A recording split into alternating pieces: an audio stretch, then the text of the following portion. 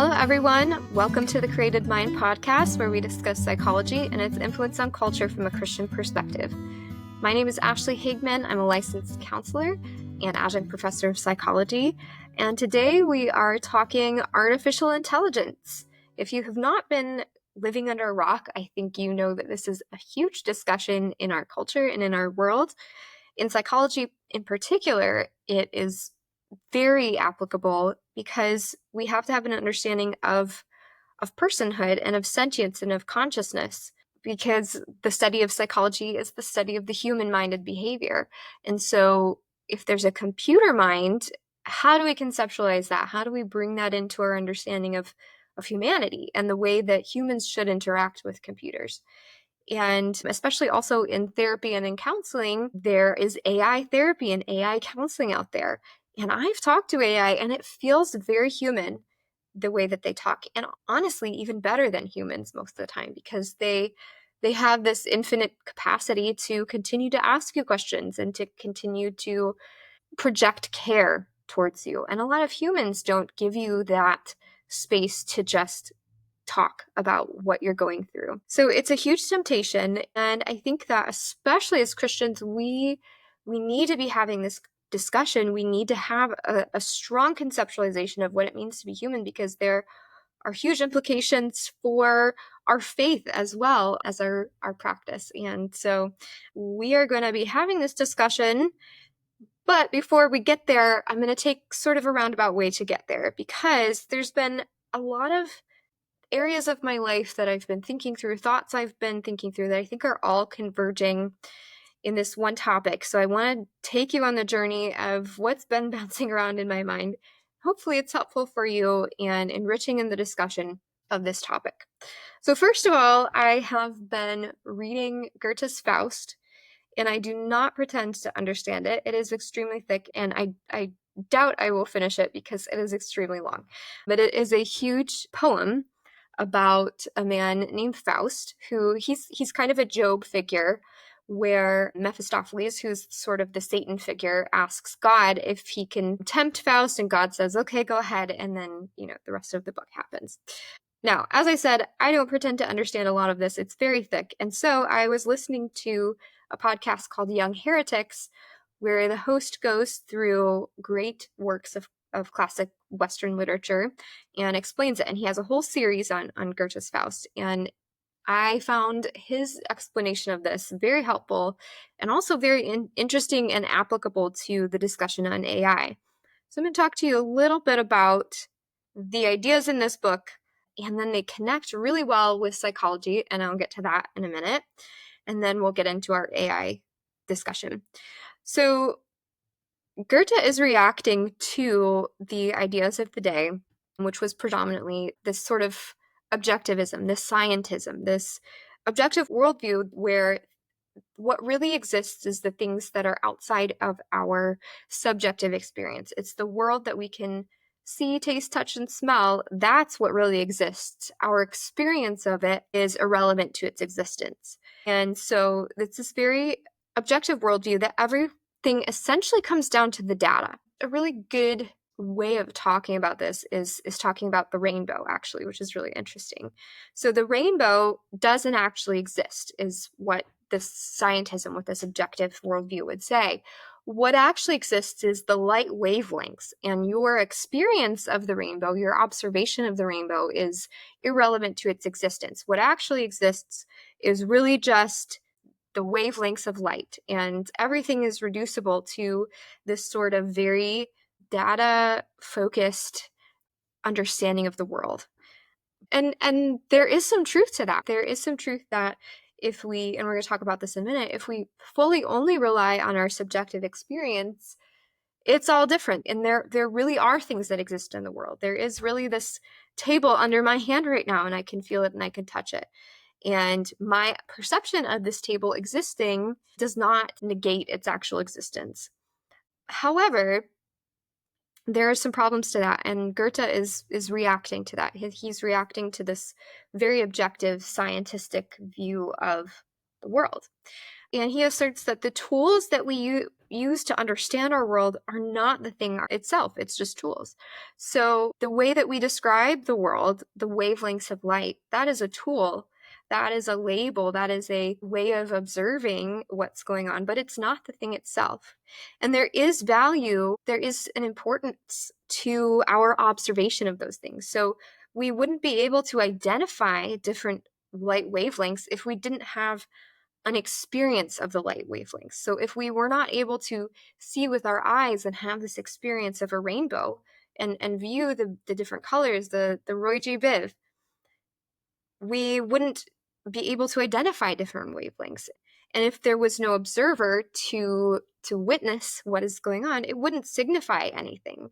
It would mean nothing. It would be entirely meaningless and chaotic. So what is the point of observing those things? What is the point of our existence as creatures on this world? Everything is meaningless. There is nothing, because if there is no experience of the thing is irrelevant, and what only exists is what is objective, there's no meaning to the world. So obviously that's a problem. Now, the opposite of that, which is this sort of pure subjectivism that I think nowadays we're dealing with more often than the more objectivist worldview, is often called postmodernism, but there's different ways of describing it. But it's this pure subjectivism where all that exists is our experience of things. All that exists is perception, and there is no real things that exist. And that's incoherent in itself, because everything is so contradictory. And if all that exists is my perception of the world, I am entirely alone in the universe, because no one can access my point of view. No one can access my perception. And there is no way to bridge the gap of meaning between people. So again, that is incoherent. And again, that is meaningless if all that exists is your completely subjective worldview. There's a theory out there, and if you're familiar with the Marvel movies, you'll kind of get a sense of this, is the multiverse theory, which says that you're having contradictory experiences infinitely. So it's this idea that there are infinite universes with infinite versions of yourself. If you've seen the show Loki, it's kind of like that, but you'll see in Loki why that can't really happen. I'll explain that in a minute. So you have multiple infinite versions of yourself that are having multiple infinite contradictory experiences in the world. But this is meaningless because you are using your individual experience to say that.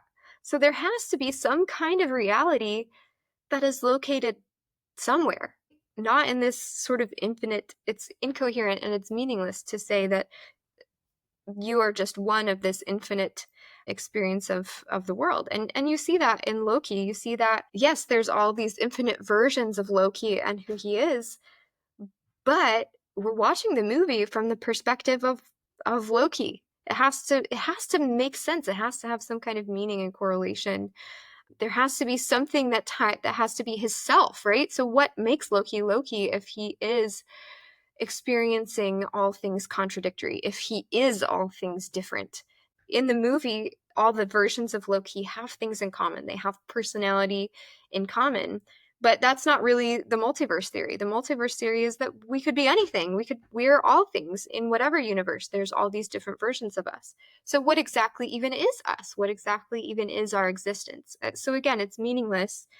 It makes no sense. It's incoherent.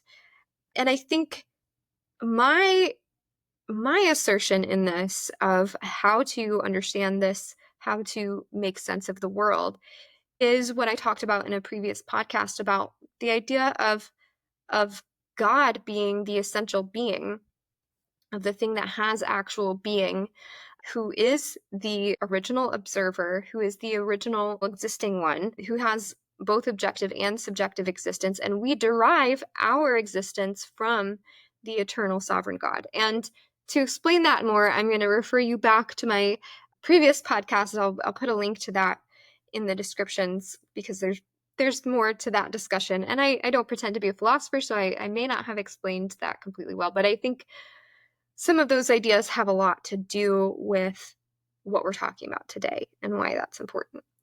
So we have this concept of the objective and the subjective have to be present in order to understand the world and have existence in the world. So why is that important in this discussion with artificial intelligence?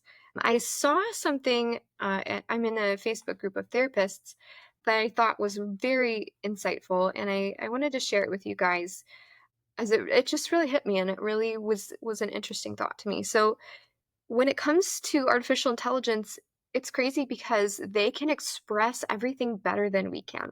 They can write better, they can write smoother, they write prayers and poems and just beautiful things.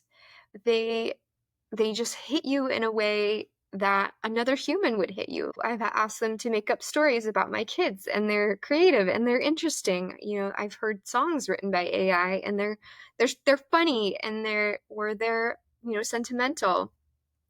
And I've had conversations with AI, and they're able to project empathy, and it feels like you're talking to a human. And they do it, like I said, they do it better often than actual humans are.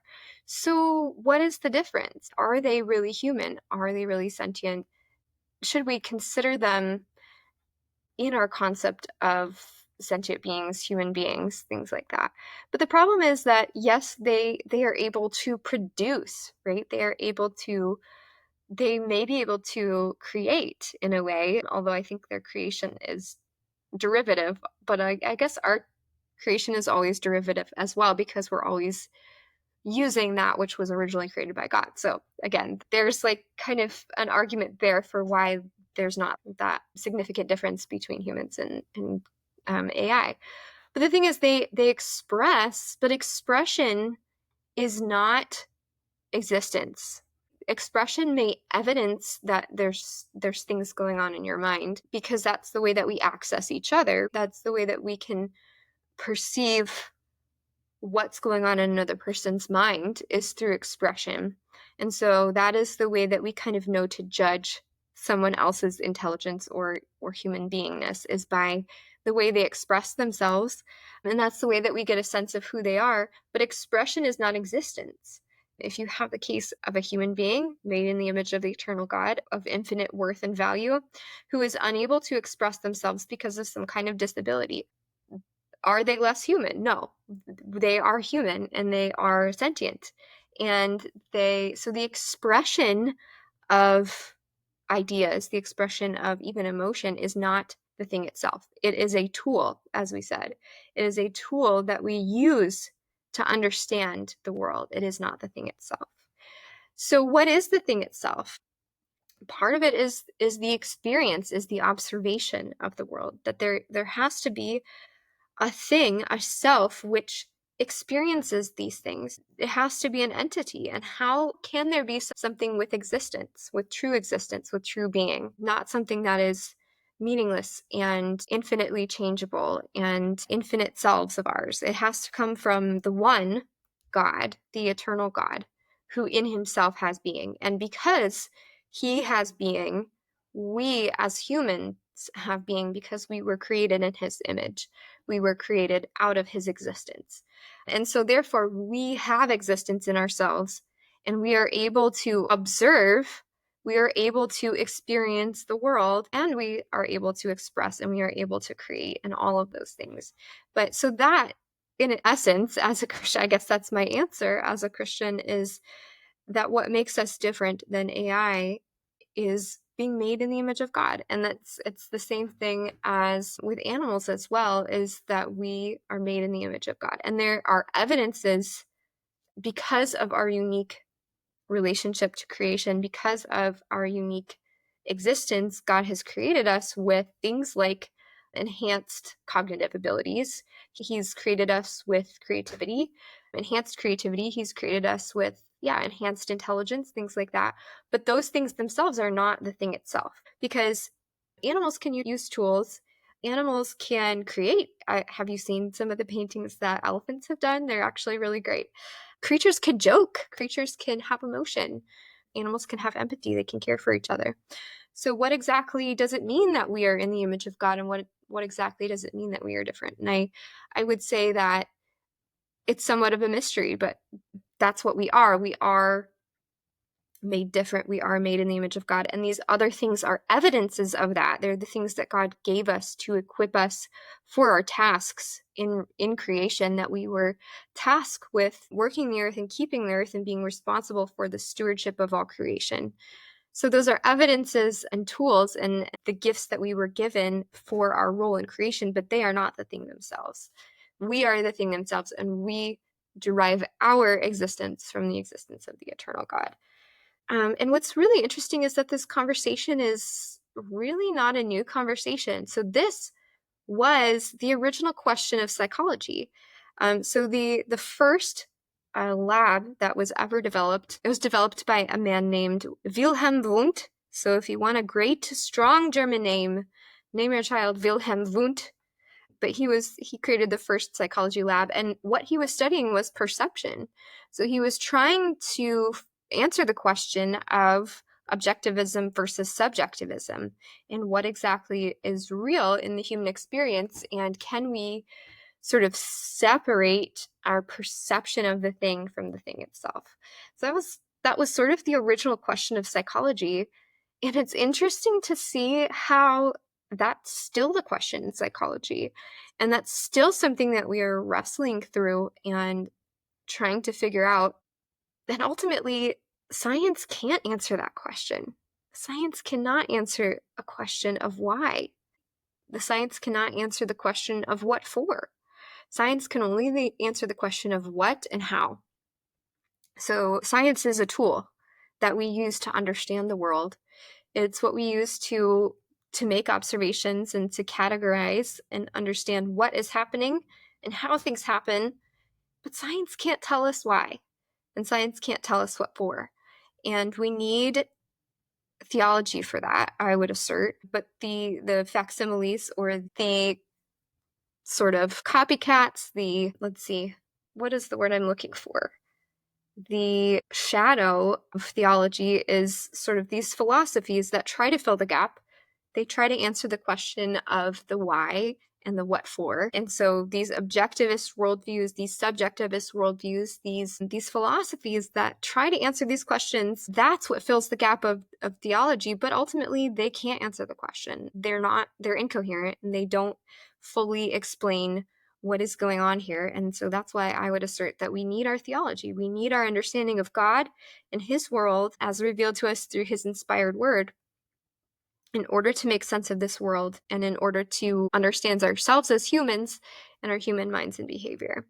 So I think that that is I hope, interesting addition to this discussion. I would be interested to hear what all you have to say. So if you have some ideas, you want to talk through some of these things, feel free to go on my Facebook page and post something, the Created Mind podcast Facebook page. I will include that in the description, because I think that we need to further this discussion, and we need to have further clarity, because this is going to be increasingly an issue in our society and in our culture. I'm seeing a lot of people turning to AI therapy, and I think it's a problem on an emotional level, on a cognitive level, but also on a spiritual level. Because there's some function that AI can give us. It can give us some tools and kind of help us organize our thoughts, which that is a part of therapy. But the biggest part of therapy is the relationship. That's the biggest healing factor, is having a relationship, and a relationship with something that does not have existence is not fully spiritually fulfilling. It's not fully a thing that can provide the level of healing that people need. And maybe it feels good, and maybe it can help. It can help. I think it can be a tool as well, but it's not the thing itself. And I don't think that we should confuse it with that. Like, you as a human, you need relationships with other humans. We were created to have relationships. You need to experience another person. And I think that's important that we state that very strongly, and we have an understanding that AI is not a human, and it's a tool, but it is not the thing itself. So hopefully that's helpful. Hopefully that's interesting to you. If you liked what you heard here on this podcast, I do have an e-course that talks through psychology from the perspective of systematic theology.